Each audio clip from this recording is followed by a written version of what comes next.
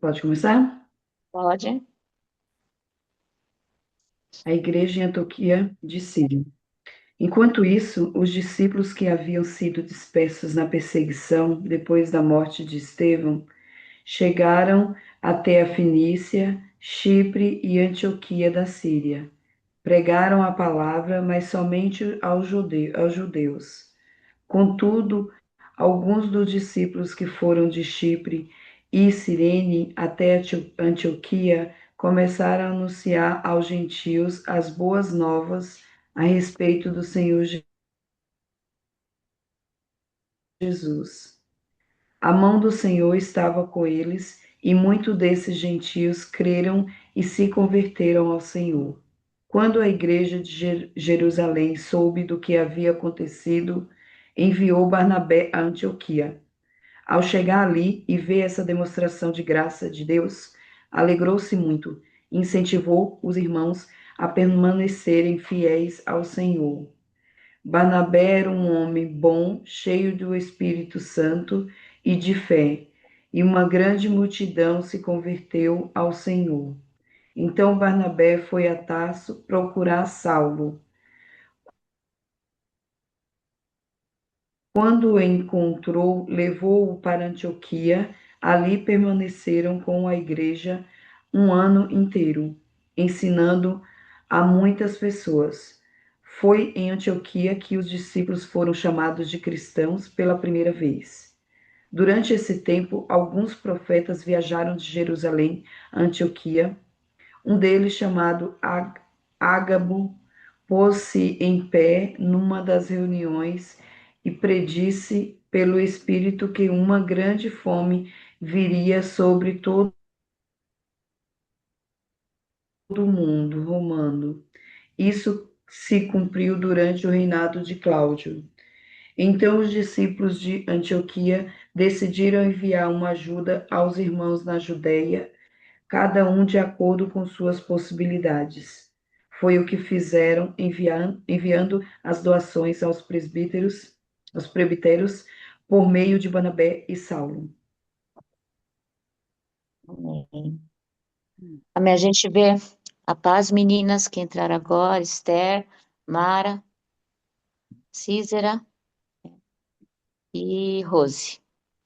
Né? A gente vai ver nesse texto aí que ele vai revelar um momento de transição, né, da igreja, de uma comunidade judaica, né, e para uma missão mundial, né? E nesse sentido, a gente vai ver uma pessoa em especial, né, Barnabé. Eu fiquei assim muito tentando entender Barnabé nessa situação. E eu percebi aí que até esse momento a gente não ouve falar de Paulo, né? Porque Paulo se converteu, Paulo teve aquela situação que ele viveu, ele voltou para Tarso e lá ele ficou durante muito tempo. E a gente, todo esse processo de Pedro, de Cornélio, de começar as boas novas sendo espalhadas, a gente não ouve falar aqui de Paulo, né? Porque ele está em Tarso e está ali, de alguma forma, né? Se preparando para aquilo que Deus estava preparando para ele, né? Então a gente vê aí o Barnabé, um exemplo de alguém que ele possui um espírito de discernimento neste momento. E vai ser aí que a perseguição que foi iniciada, né, contra os cristãos, acho que naquele momento, né, o pessoal devia estar pensando, como a gente pensa quando alguma coisa não dá certo na nossa vida, né? E ele falou assim, nossa, por que isso? Daí a gente começa a pensar nessa situação, por que isso? Por que está acontecendo isso? E ali naquela região que eles estavam, que os cristãos começavam a ser perseguidos, né? Havia conversão e começou a perseguição dos cristãos através, principalmente após ali a morte de Estevão, e o povo começou a espalhar, e eles não entendiam por que Cristo, por que não permanecer ali na Judéia, né? Fazendo aquilo que eles tinham aprendido através de Jesus e começar a espalhar, né?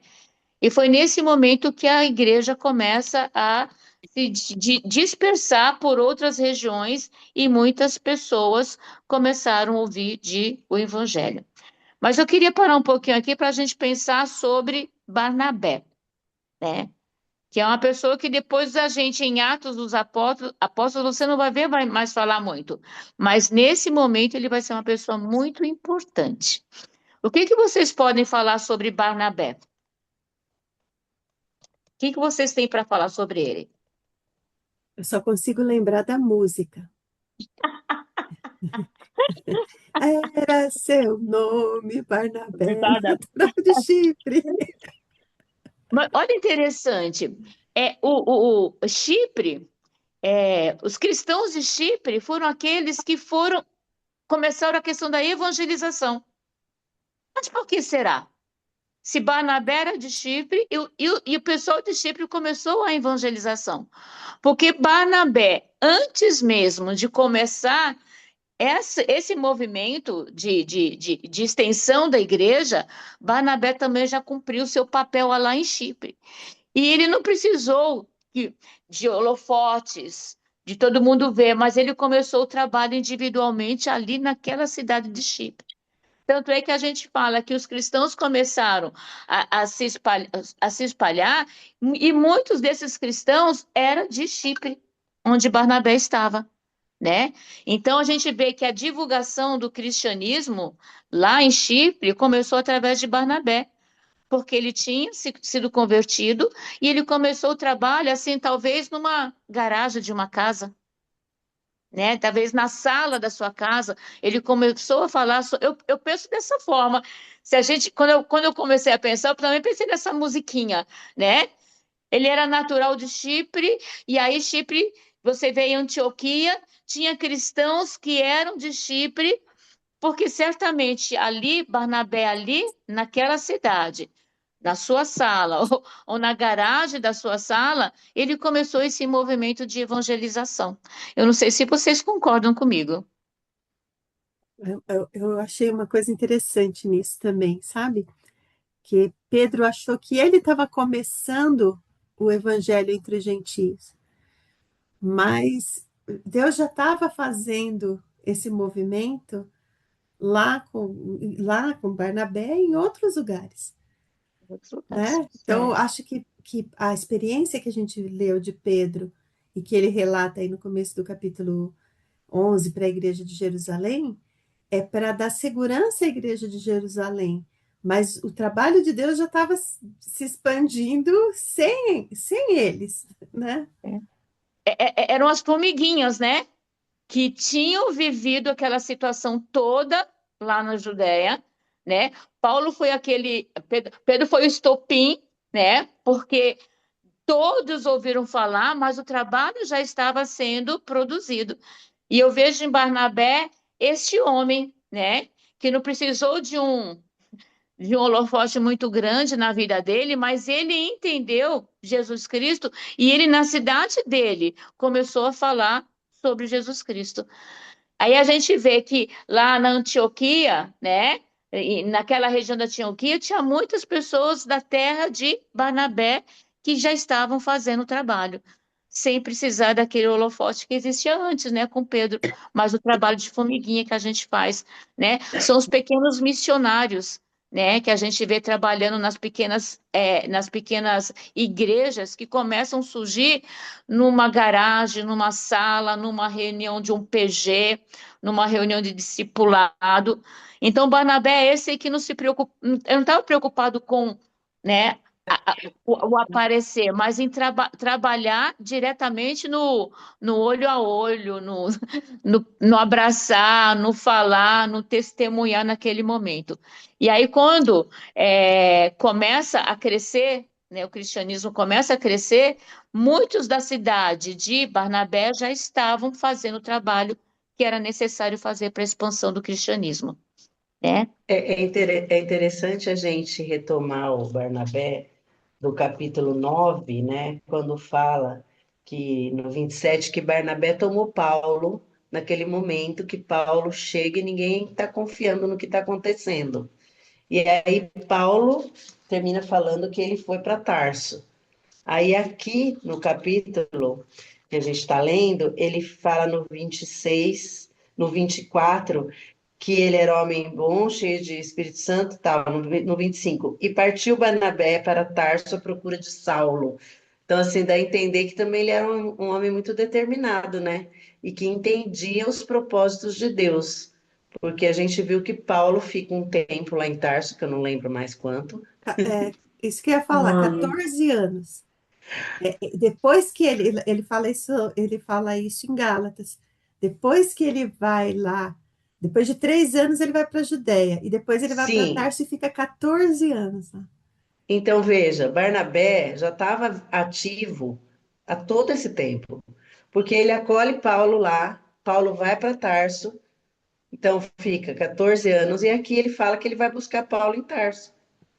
Então, era um homem, assim, perseverante.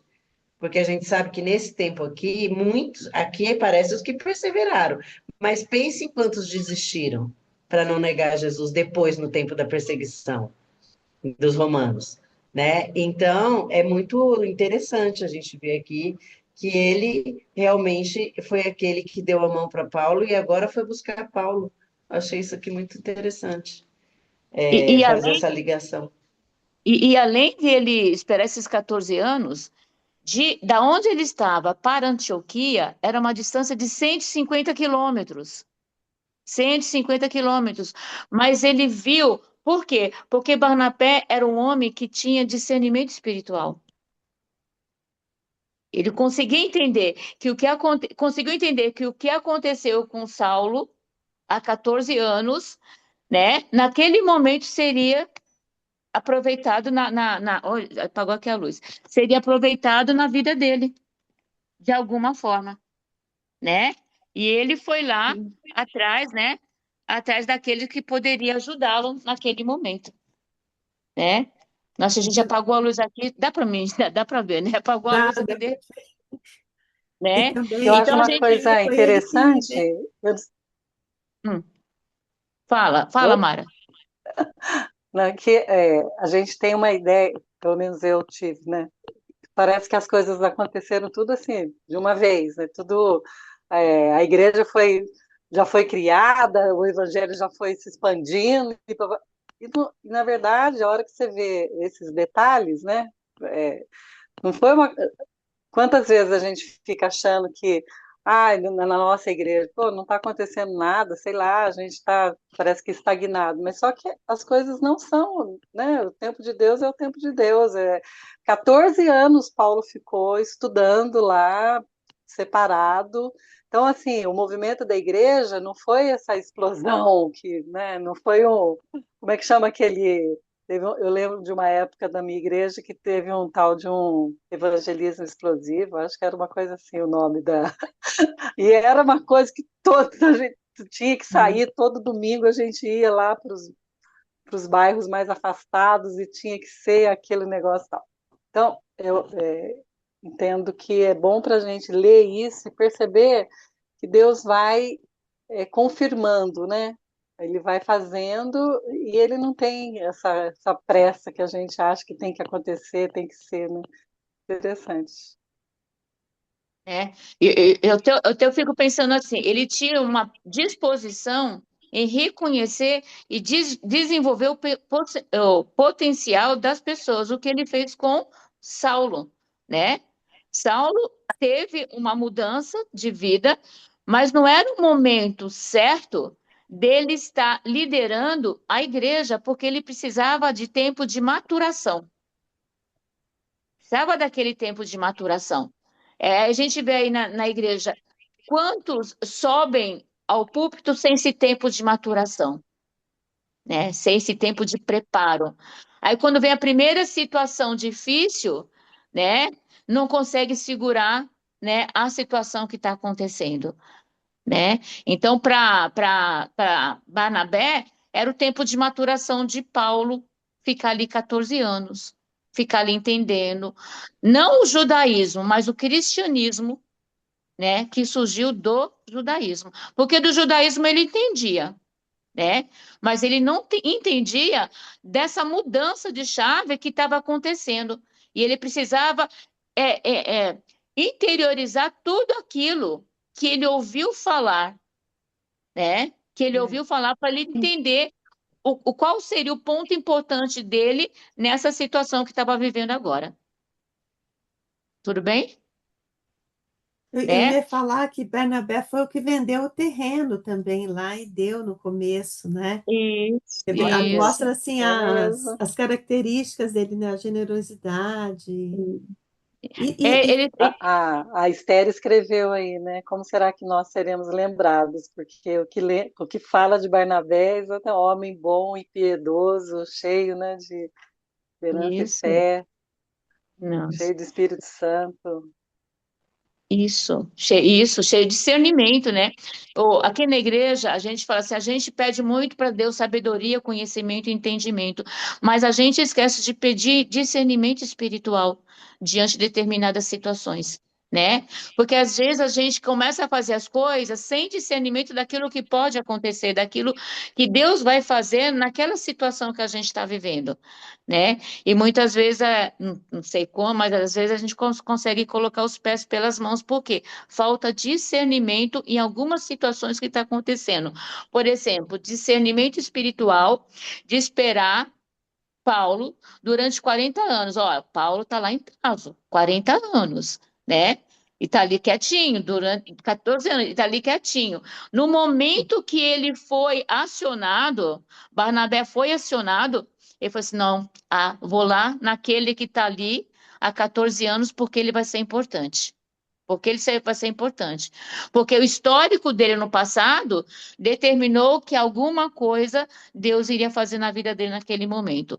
Então, a questão aí do discernimento espiritual para o que está acontecendo ao seu redor, né? só um E, detalhe, Paulo estava lá também pregando, né? Lá ele é, estava, mas pregando na igreja local, né? Se a local. gente ler lá em Gálatas, quer ver, o finalzinho do capítulo 1, ele fala assim: depois disso, fui às províncias da Síria e da Cilícia. As igrejas de Cristo que estão na Judéia ainda não me conheciam pessoalmente. Sabiam apenas o que as pessoas diziam. Aquele que perseguia agora anuncia a mesma fé, né, que ele que tentava destruir. Aí no capítulo 2 ele fala: 14 anos depois, voltei a Jerusalém, dessa vez com Barnabé. Isso mesmo.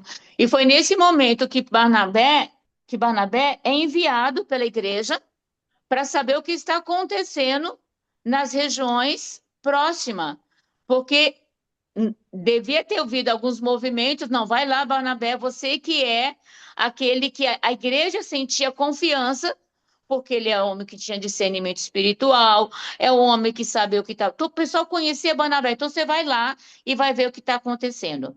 E ele vai lá, mas antes de ir, vai lá e pega Saulo para encaminhar. Então, ele pede ajuda lá no 25, 26, e esse movimento, né, de Barnabé, de ir atrás de Paulo, para começar essa nova empreitada, isso vai mudar, né, a história do cristianismo, porque o cristianismo vai deixar de ser um cristianismo local e vai começar a passar a ter um cristianismo, né, mais mundial, cumprindo aquilo que está em Atos 1:8, né, e semeeis testemunha, né, em Jerusalém, em toda, até os confins da terra. Aí já começa o movimento do crescimento do cristianismo.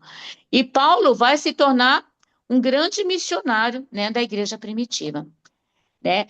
O que eu achei importante de falar é que no começo, né, ali Atos de 11 a 13, a gente vê Barnabé e Paulo. E Barnabé e Paulo, e foi Barnabé. Por quê? Neste momento, Barnabé era um líder reconhecido em Jerusalém. E Paulo precisava dessa situação, porque quando viam Barnabé, viam Paulo atrás, né? E dessa forma que Barnabé acolheu Saulo, quando muitos desconfiavam, isso vai dar uma autenticidade ao ministério de Paulo iniciando naquela região, né? Porque Barnabé era respeitado e Paulo era aquele que estava sendo discipulado por ele, se a gente colocar nesse momento. Então adquiria assim uma certa legitimidade, né, do trabalho de Paulo naquela região, tá? Já a partir de Atos 13, a gente tem uma mudança. Já não é Barnabé e Paulo, mas é Paulo e Barnabé. Né?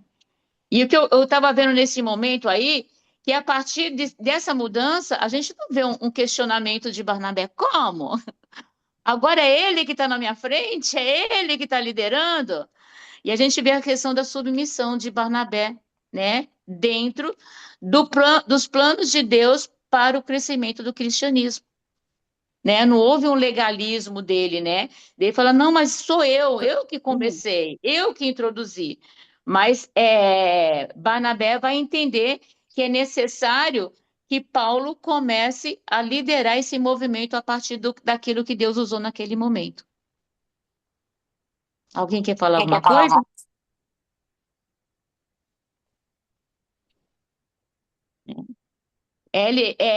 Barnabé vai seguir o que o João fala, né? Em João 3:30, quando Jesus fala, convém que ele cresça e que eu diminua, né? João em relação a Jesus Cristo, né? Porque João não foi aquele que deu início, abrindo o caminho para que Jesus Cristo viesse, encontrasse já as pessoas esperando o libertador.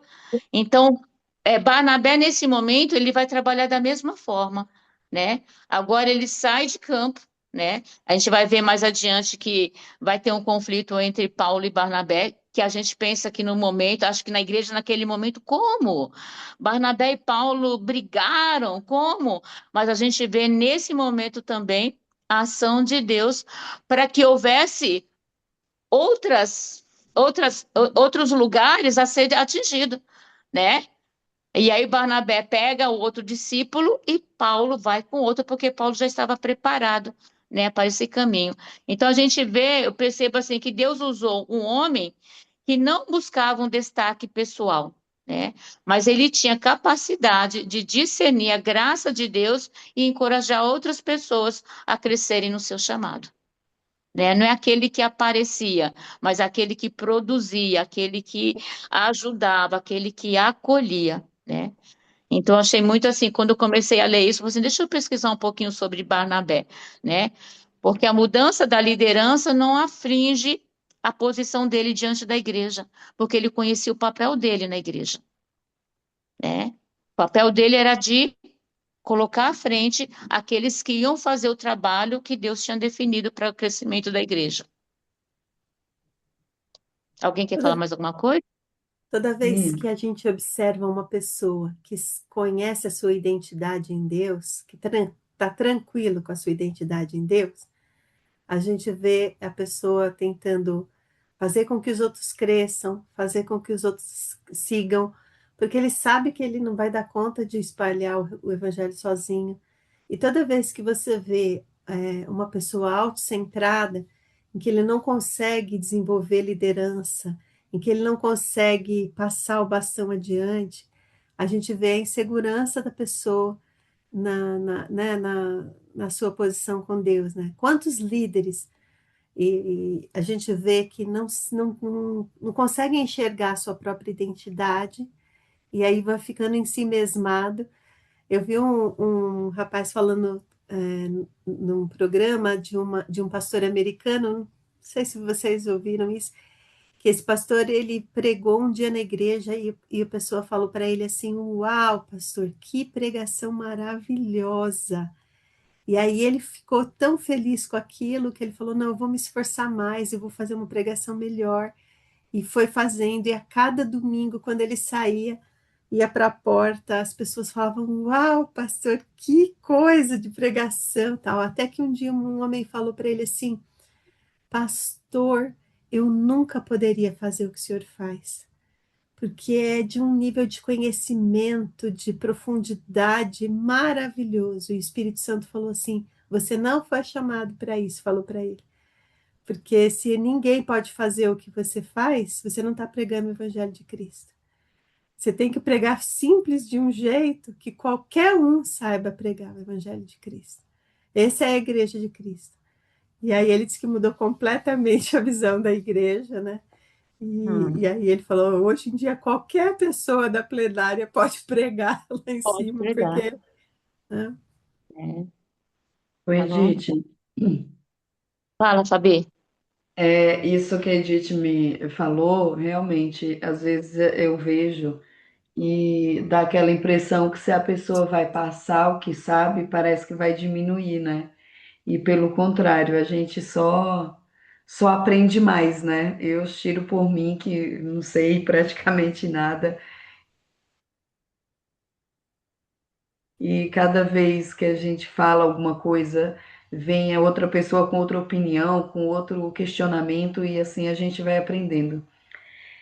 Gente, teve um versículo que me chamou bastante atenção, que foi o 21, que fala: E a mão do Senhor era com eles, e grande número creu e converteu ao Senhor. Aí eu estava pesquisando aqui na internet, eu achei uma frase que define muito bem esse versículo. A mão do Senhor representa direção, força, fé, favor, proteção de Deus. Quando Deus está na obra, até situações difíceis podem gerar frutos. Achei bem, chamou bastante atenção, que é realmente tipo, é a mão de Deus, né? Tipo, onde a gente está, Deus está com a gente, independente de todos ter se espalhado, né?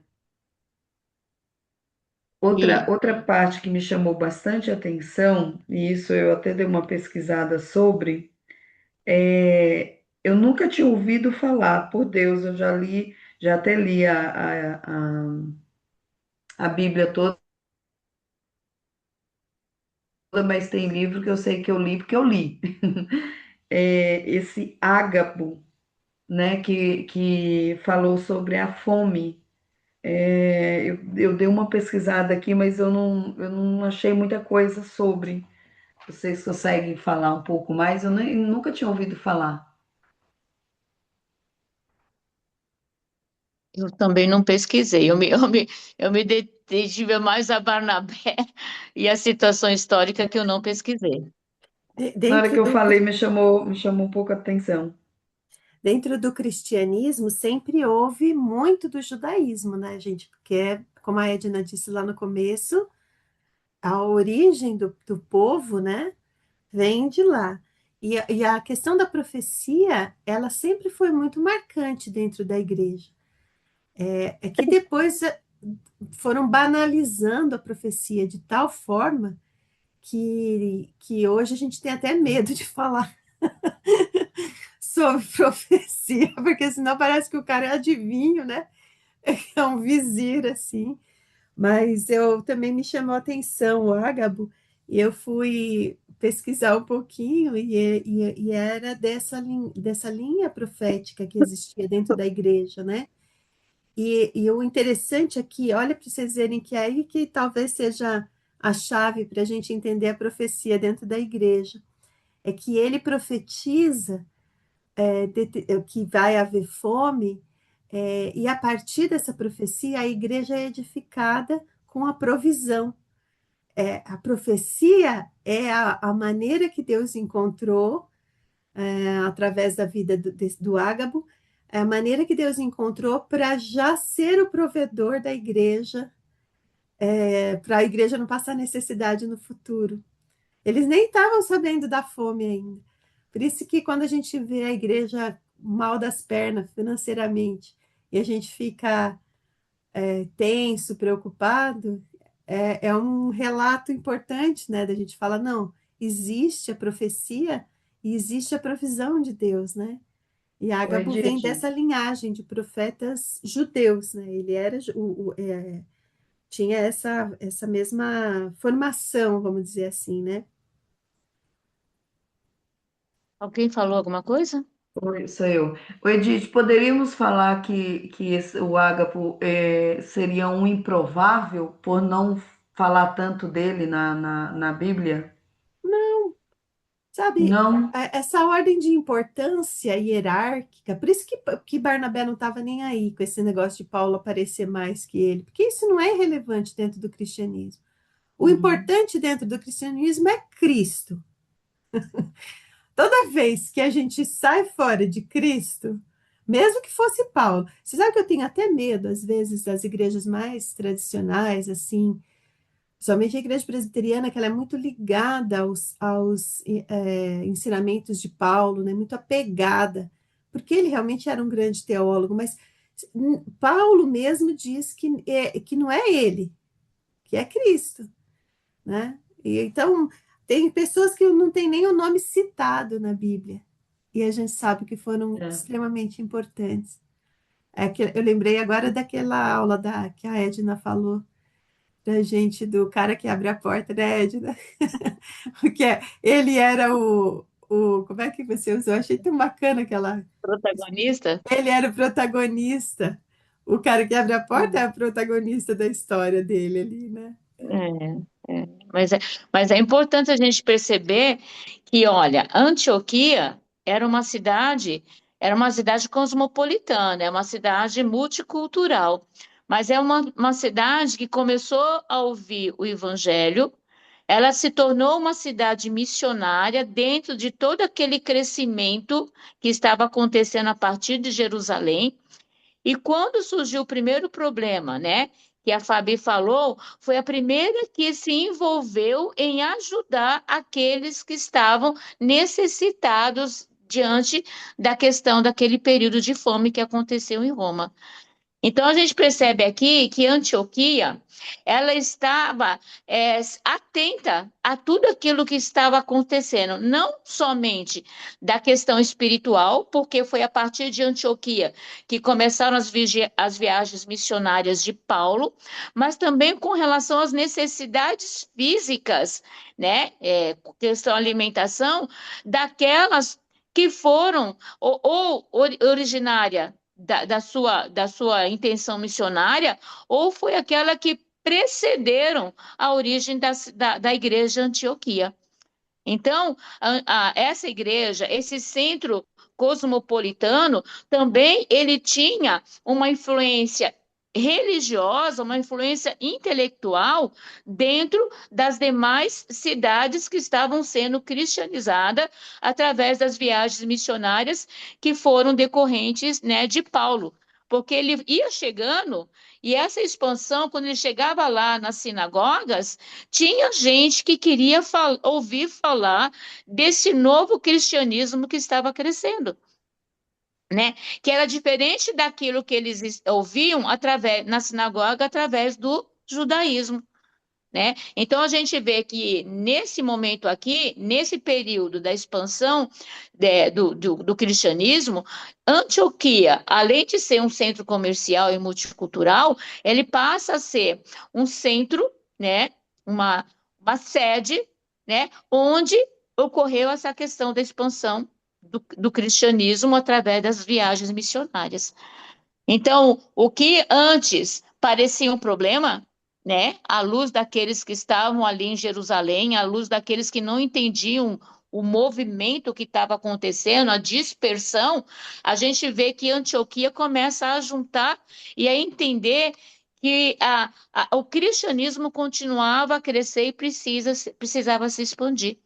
E aí ele se torna também um centro missionário dentro da expansão do cristianismo. Tudo bem?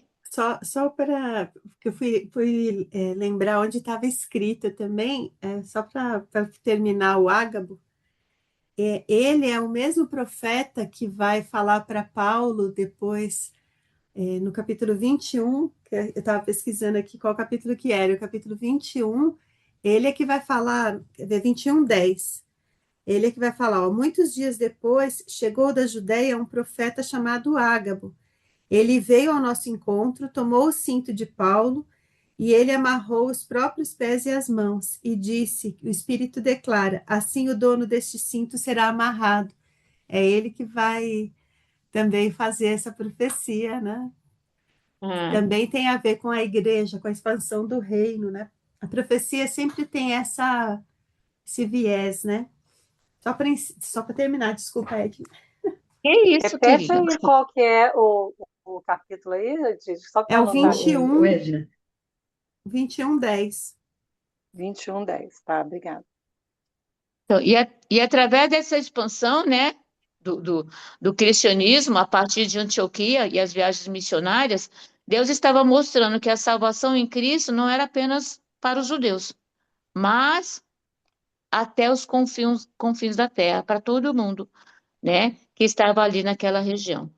Então, no versículo 22 e 24, o Jerusalém envia Barnabé para Barnabé testificar o que estava acontecendo em Antioquia, né? Então, quando a igreja de Jerusalém ouve sobre o que está acontecendo em Antioquia, quem eles mandam? Bom, vai lá, Barnabé. Vai lá ver o que está acontecendo lá e nos traz essas informações, né? Porque antes pensava só em Jerusalém, mas a gente está ouvindo que pessoas de outras regiões estão ouvindo falar de Cristo. Eu quero que você vá lá e comprove o que está acontecendo nessa cidade, né? E quando Barnabé chega nessa cidade, o que que ele vê? Ele viu a graça de Deus em ação, né? Não era só em Jerusalém, mas naquela região a graça de Deus estava sendo derramada e a graça de Deus estava promovendo uma ação daqueles que ouviram falar de Cristo, né? E quando ele vê aquilo, ele falou assim, gente, não pode acontecer isso, porque isso é só lá em Jerusalém, né? É só lá onde eu estava. Isso aqui não pode estar acontecendo. É que aqueles que gostam de segurar, né, de reter, né, as informações só para ele, é só para mim, né, como acontecia antes. E ele vai se alegrar com o que está vendo, porque ele percebeu que não, o cristianismo não é uma caixinha onde todas as informações estão contidas, mas onde todos que ouviam tinha mudança. Tanto é que em Antioquia que os seguidores de Cristo vão ser chamados de cristãos, porque eles viam naquelas pessoas que ali estavam, né, uma semelhança daquilo que Cristo pregava, né? Então, as informações não foram deturbadas no decorrer dos anos, dos 14, dos 15 anos. A informação continuava sendo a mesma, porque o mesmo Cristo que eles conheceram há 14 anos atrás, há 15 anos atrás, continuava sendo pregado e as pessoas continuavam a demonstrar semelhanças com aquilo que Cristo tinha transmitido. Então, foi ali em Antioquia que todos os seguidores, né, de Cristo foram conhecidos como cristão. Aqueles que seguiam, lá veio o cristão. Por quê? Porque quando eu olhava, ele via semelhança no que estava sendo pregado pela igreja e no que as pessoas estavam vivendo naquele tempo, naquela situação, né? Porque existia algo. E ele fez o quê? Depois que ele viu, depois que ele percebeu a graça de Deus, depois que ele alegrou, ele vai encorajar, né, aos irmãos a permanecerem fiéis no Senhor, porque ele percebeu que aquele é o caminho. E percebam, Paulo estava com ele. Paulo estava com ele, e Paulo estava vivenciando. Eu imagino Barnabé e Paulo conversando naquele momento. Oh, você viu o que está acontecendo?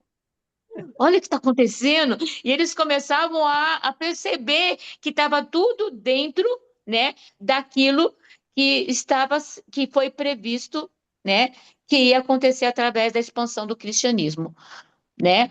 E porque Lucas ele vai fazer até uma descrição, né, no 11:24, porque ele era um homem bom, cheio do Espírito Santo e de fé. E muita gente se uniu ao Senhor. Por quê? Porque aquele homem testemunhava do Evangelho de Jesus Cristo. E muitos que mudaram através do testemunho que eles estavam produzindo em Antioquia.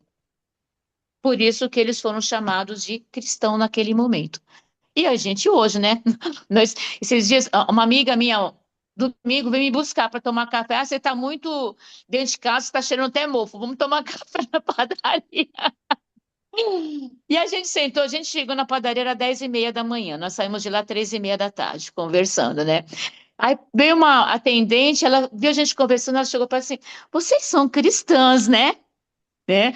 Porque naquele momento dela ir e voltar, eu acho que ela ficava de ouvido para saber o que a gente estava conversando, né?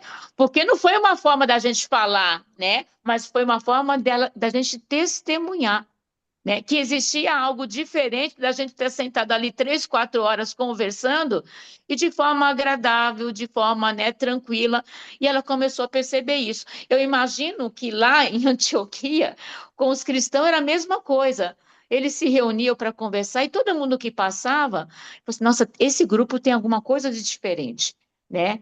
Esse grupo são os seguidores de Cristo. Ah, seguidor, então eles são os cristãos, né? E foi a partir daí que começou a questão antes um apelido, né? E hoje uma característica, né? Uma, uma característica que faz parte da nossa personalidade, ser tido como cristãos, né? Alguém quer falar alguma coisa? Não? Lá no versículo É, 25, oi. minha internet está falhando, desculpa. Você falando isso, eu falo hoje, eu tenho tanto orgulho quando alguém pergunta isso para mim, sabe? É tão gostoso. A internet, a amiga Iá, me fez duas perguntas que eu achei bem interessante e eu lembrei de você. Tenho sido uma pessoa que encoraja como Barnabé ou uma pessoa que só aponta falhas? E a outra eu tenho olhado para a graça de Deus ou só para os problemas? Eu lembrei da sua, semana passada não participei, mas eu assisti, e você falando da sua situação do pé, né? E tipo, dando graça. Eu lembrei de você falando isso. Ah, que bom, que bom. Que bom, né? É muito. Sábado teve o encontro de 55 mais, né? E eu lidero esse grupo aqui na minha igreja. Aí quando eu cheguei lá, o pessoal, mas você veio? Eu falei assim, gente, eu não tô doente, eu só não posso colocar o pé no chão, né? Mas eu continuo vindo aqui, continuo trabalhando e continuo entendendo que Deus tem um plano nessa minha situação. Porque nada acontece em nossa vida é em vão. Eu até pensei assim, ou eu vou ter que aprender, entender pessoas que estão na minha situação para eu poder testemunhar. Eu não sei sua dor, mas eu já passei por essa situação, então vai ser uma forma de testemunhar. Ou, olha, você fica quietinha aqui porque você vai entender que é no meu tempo, não é no seu. Não é na sua agitação, mas é no meu querer. Então, eu fico aqui quietinha, as pessoas vêm aqui em casa, fazem as coisas que não é da forma que eu faço, mas é da forma que eu preciso entender. Eu preciso entender. Tá fazendo, tá bom, Wesley, tá maravilhoso. Não é da forma que eu faço, mas é da forma que ela sabe fazer, né? Então tem que ter uma mudança. É assim, em toda situação que acontece, eu penso dessa forma em nossa vida, o que você vai aprender com aquilo? Porque nada que acontece acontece em vão, né? Quando eu falo para vocês, eu até falo, deu testemunho lá, quando Deus recolheu meu marido, na hora foi difícil, né? A falta, mas eu entendo hoje o motivo dessa falta que me fez quando chega uma pessoa que acabou de perder meu marido, olha, eu não sei a sua dor, mas eu entendo porque eu passei por ela, né? Então se torna uma forma de você testemunhar. É que nem Paulo, né? Que ele se converteu, né? Ele sabe que ele foi rechaçado, ele foi discriminado, ninguém acreditou nele, ele precisou de Barnabé estar à frente para apresentá-lo, né? Então, quando alguém chega para não, olha, eu não sei o que você está passando, mas eu já passei por isso também. Então, eu posso falar com você sobre isso. E isso faz com que as pessoas se acheguem mais a gente, né? E se acheguem mais ao Jesus que a gente está testemunhando, né? Essa questão do cristianismo. Isso é muito importante. Tudo bem, gente? É que você é muito crente, viu, Edna? Olha, eu estou fazendo uma Você é matéria, muito práticas crente. pastorais, e de segunda-feira é o dia da aula. E como eu não posso ir, eu estou fazendo a aula online. A gente está no caso de uma irmãzinha que a mãe dela para ser entubada, está na UTI, e eu esqueci que o microfone está aberto. E eu comecei a orar no meio da aula. Aí depois todo mundo parou, né? Eu falei assim, quando eu olhei o pastor, oi, irmã, que bom que você está orando, que bom que você não está brigando com seu marido. Eu falei assim, gente do céu, sem querer. Aí eu falei assim, mas é esse o evangelho, né, que a gente tem que pregar, né? Da gente não estar perto, eu não posso estar perto da pessoa que está passando por isso, mas eu posso estar aqui em casa orando por ela. E sem querer, todo mundo na sala de aula, mais de 40 pessoas, viu naquele momento eu orando, Senhor, toma conta da irmã Eunice.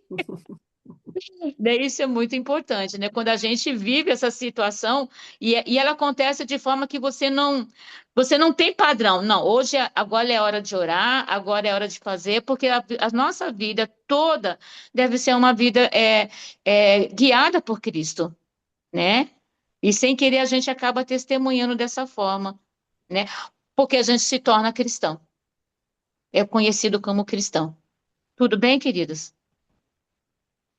Né? Então, a igreja de Antioquia se tornou base das missões, né? Mais tarde, Paulo seria enviado pelo Espírito Santo na sua primeira viagem missionária, que começou a partir de Antioquia, e Jerusalém foi o berço da igreja, mas em Antioquia foi o centro missionário do cristianismo. É a partir de lá que vai começar a questão da- do- de levar o evangelho a toda aquela região e a expansão do cristianismo. Tudo bem? Né? Depois a gente viu sobre Ágapo, mas Ágapo a Fabiana já falou, a Edith já falou, né, sobre isso, né? E a igreja gentílica, né? Uma igreja que foi oriunda do judaísmo, é uma igreja que passa a ajudar uma igreja judaica, né? Então, aqueles que surgiram, né, da região, eles não vêm por que não ajudar, porque a igreja está crescendo e não existe separação a judeus e gentílicos, todos fazem parte de um mesmo grupo, né? Ah, de um mesmo grupo de pessoas cristãs que começa a surgir naquele momento. Tudo bem? É. Então, Barnabé é descrito de uma forma única, né? Poucas pessoas nas escrituras eles recebem essa descrição tão bela, né, que Barnabé ele recebe, porque era um homem bom, era um homem cheio de espírito, Espírito Santo, e ele era um homem de fé, porque ele acreditou, né? E se a gente pensar que fé é você ver aquilo que você nem imagina que pode acontecer, Barnabé via naquele que ele chamava um uma pessoa que poderia, de alguma forma, estar liderando a questão do cristianismo que estava crescendo. Tudo bem? Uma coisa bacana aqui nesse finalzinho, como o exemplo generoso de Barnabé gera um coração generoso também na igreja, né? É Isso. interessante que a gente vive mesmo por modelos, não tem como a gente ter referência senão a partir dos modelos, né? E às vezes o que a gente prega é tão dissociado daquilo que a gente faz que as pessoas se confundem e se perdem nisso, né? Mas Barnabé era tão vinculado o que ele fazia, a maneira como ele era. Ele não era muito de grandes pregações, que nem, discursos que nem os de Paulo ou de Pedro, né? Mas o testemunho dele era tão vivo que as pessoas queriam imitá-lo, né? E aí fala, eu achei interessante que não foi a igreja de Jerusalém que falou assim, não é a igreja, vamos pensar na igreja de hoje, né? Não é a igreja sede lá, central, sei lá, que fala assim, ó, irmão, se organiza aí, me manda uma oferta, porque não era assim, né? Foi a partir do coração generoso dessa comunidade que através de uma profecia, ó, nem era uma coisa que estava acontecendo naquele momento, mas através de uma profecia, eles já sentiram no coração de se organizar, formar uma oferta para poder mandar para os irmãos de Jerusalém. E era necessário aquilo naquele momento, porque realmente os irmãos de Jerusalém iam ser dispersos, né? A igreja de Jerusalém ia praticamente se extinguir, né? E eles precisavam ter recursos para poder lidar com tudo isso, né? Então, achei interessante que ele fala assim, ó, então, no 29, então os discípulos de Antioquia decidiram enviar uma ajuda.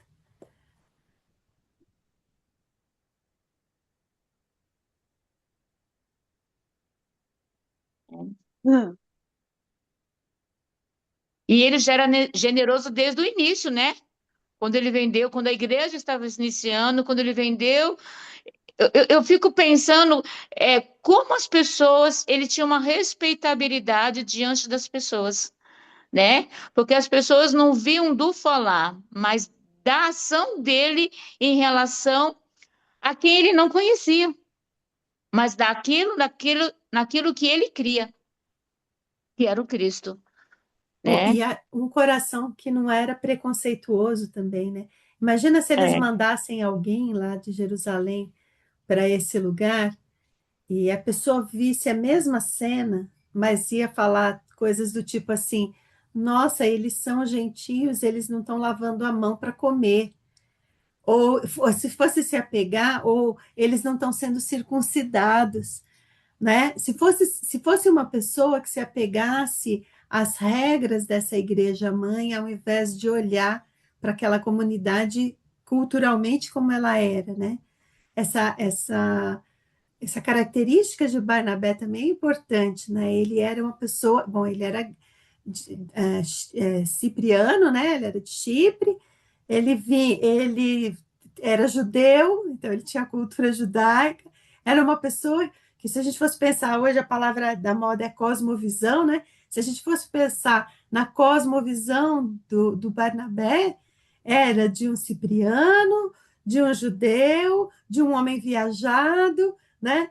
E essa característica dele, cultural dele, permitiu que ele chegasse e se alegrasse com a igreja que ele encontrou, né? E não ficasse buscando o que eles estão fazendo diferente de nós, né?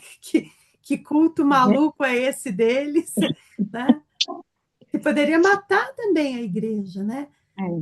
Você vai numa igreja africana, esses dias eu vi um culto lá que um rapaz mandou para a gente. Você vai numa igreja africana, o culto é diferente do nosso, né? Tem uma ordem. Às vezes aqui mesmo, se você sai de uma igreja batista e vai para uma igreja Assembleia de Deus, a ordem do culto é diferente, parece que você vai se perder, né? Quer dizer, não tem essa liberdade do espírito. E Barnabé tinha isso, né? Tinha essa cosmovisão é, ampliada, né? Essa questão. Achei bacana também essa característica dele. E é interessante, disse que isso ele é definido para ir lá depois de toda aquela exposição de Pedro, né? Pedro falou assim, gente, eu não fiz nada. Ele veio falar, ele veio na minha casa, eu vi o lençol, eu fui lá, eu fiquei lá. Então ele explicou tudo para aquela igreja judaica cristã, né? E naquele momento, eu pensei, gente, quem a gente pode mandar lá para ver o que está acontecendo lá? Porque eles não são judeus, não tem a nossa característica. Então tem que ter uma pessoa que vai lá e tenha uma visão de entender o que está acontecendo, né? Não para julgar, mas para ver o que está acontecendo e nos trazer informações. E quem é essa pessoa? Quem é essa pessoa? Fez aquela assembleia. Quem é essa pessoa? Aí eu falei assim: olha, essa pessoa vai ser Barnabé. Barnabé que tem esse. Porque a gente, sempre na igreja, com algumas coisas, a gente sempre identifica aquele que é mais propenso a lidar com aquela situação do que o outro, né? Pois assim: olha, acho que Barnabé é esse que vai lá, ele vai ter uma visão diferenciada da nossa e vai trazer informações dentro daquilo que ele está vendo, dentro daquilo que ele está vivendo.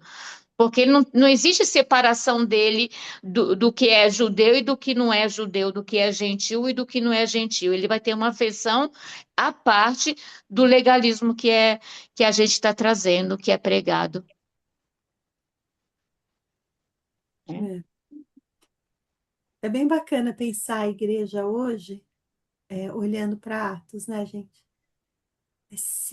Olha, é sempre tão enriquecedor quando a gente olha para a nossa igreja hoje do século XXI, com a internet, os medos que a igreja tem das novidades. Eu lembro durante a pandemia qual o medo que a gente tinha de usar uma plataforma digital, né? E de repente ela veio e hoje a gente vê que é uma ferramenta extraordinária para a gente poder se conectar, né?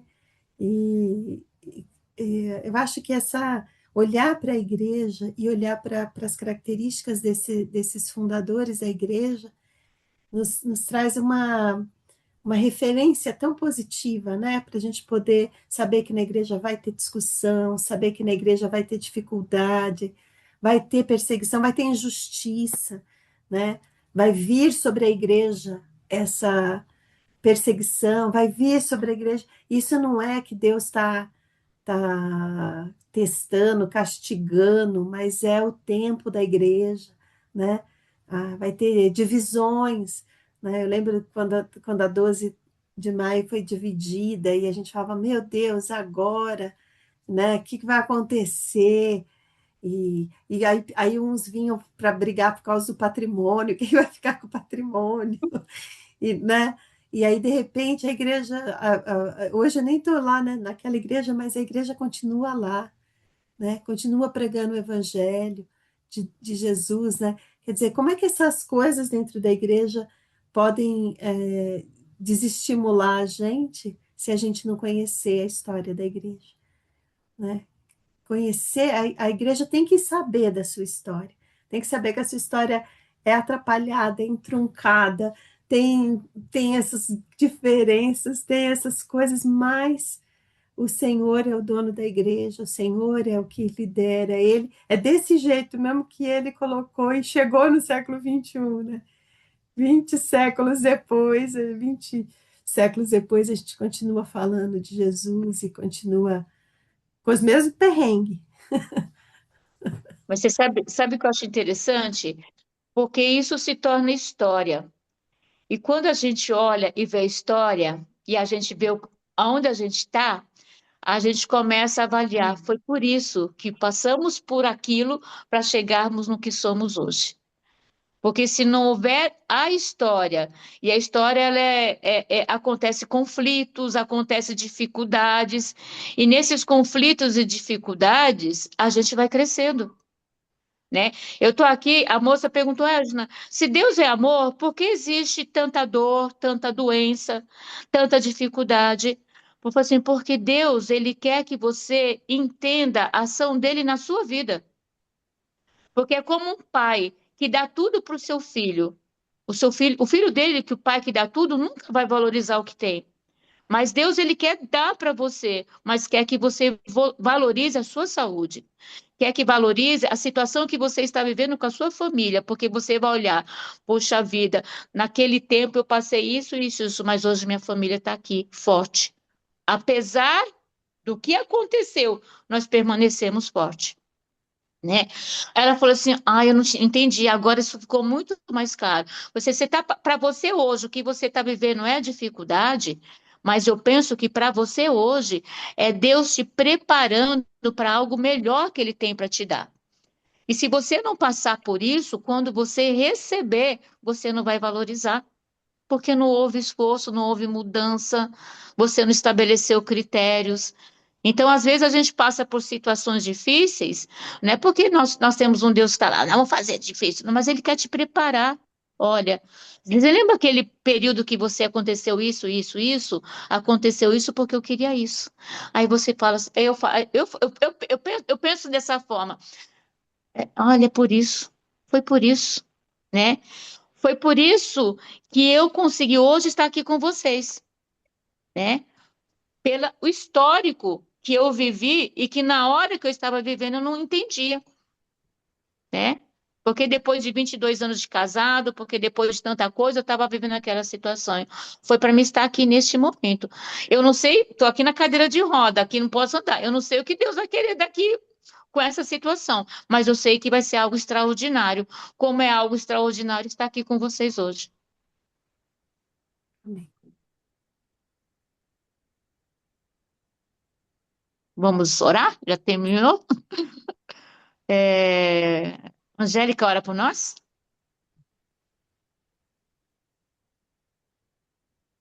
Tá sem som. Ora, Senhor, bendito seja o teu nome, exaltado seja o Deus maravilhoso, Senhor e Rei, que governa a igreja, Pai, governa as nossas vidas, ontem, hoje e eternamente. Obrigada, porque através desse livro maravilhoso, dos Atos dos Apóstolos, que segue até hoje, através da igreja, hoje viva, presente no mundo, nós podemos aprender, nós podemos crescer, nós podemos ver que o Senhor, através do teu Espírito Santo, é aquele que move, Pai. Assim como o Senhor moveu a Barnabé, a Paulo, a Ágabo, o Senhor tem nos movido hoje, Pai, para vivermos a história que o Senhor tem para nós hoje, no dia de hoje, Pai. Muito obrigada, Pai, por cada vida, cada irmã que está aqui, cada família aqui representada, cada igreja aqui representada, que somos todos uma única igreja, mas nos congregamos em lugares diferentes. E hoje nós queremos, Deus, onde estamos, ser usadas e aprovadas pelo Senhor, como foi a vida de Barnabé, que tanto nos inspira, Pai, a vida de Paulo e a vida de Ágabo e a vida de tantos que viveram, foram mártires, foram perseguidos e deram a vida para poder que essa igreja chegasse até nós, Pai. Muito obrigada pela obra do Teu Espírito Santo, Pai. Amém. Segue, Deus, Amém. nos fortalecendo nesse dia, Pai, para que Em nome vivamos de como Jesus. verdadeiras cristãs, Pai, pequenas Amém, Pai. cristos que levam teu testemunho, a tua vida, o teu bom perfume por onde nós Em nome passarmos de nesse Jesus. dia, Pai, nessa semana, em nome de Jesus, Senhor. Amém, Amém. Jesus. Amém, Amém. Amém, Senhor. Senhor. Amém. Amém.